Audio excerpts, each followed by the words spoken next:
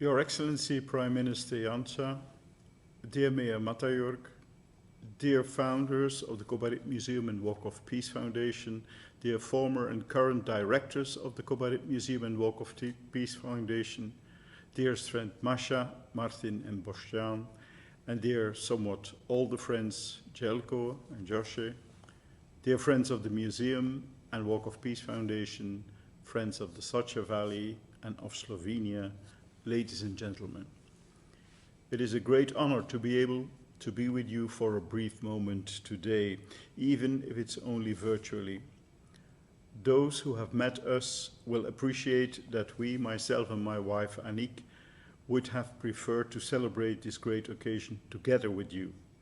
But traveling in Europe today is neither safe nor quick. We apologize for the inconvenience of these virtual, but nevertheless heartfelt greetings. First of all, we wish you all a happy 30th birthday. And secondly, we salute and honor you for the great work you have achieved over the past 3 decades.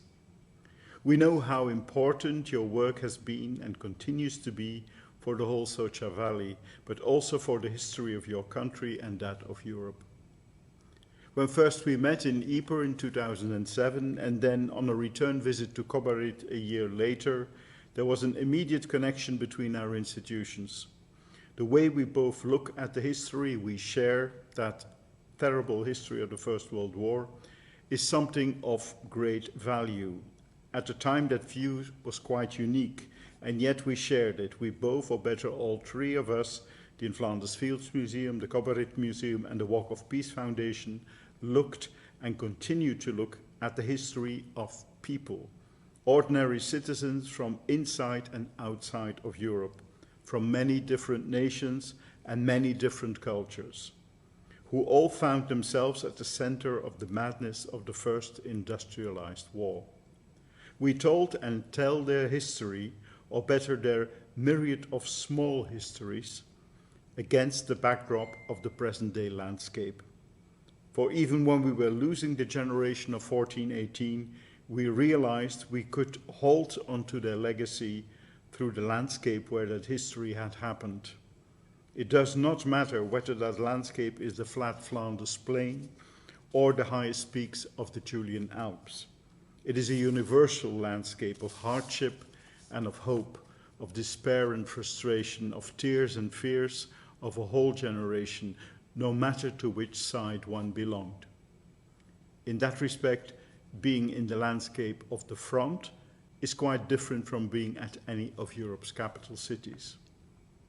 At the front, you don't take sides, for the situation is equal for all. The mud, the stench, the noise, the thirst, the cold are all the same. War is the great leveler. In the 15 or more years that we, with the In Flanders Fields Museum, were able to visit the former front areas of the First World War in Europe, and were able to join with you on many of those occasions, we have seen how this unique perspective is shared by many, if not by all. All regions where the front lines passed reflect that same point of view. And everywhere it is the people who live and are aware of the present-day landscape that transmit that history of suffering from generation to generation. It is not only a transmitting of a period, but also of a state of mind, of the awareness of war and the longing for peace. Insights that are indeed very useful in today's world.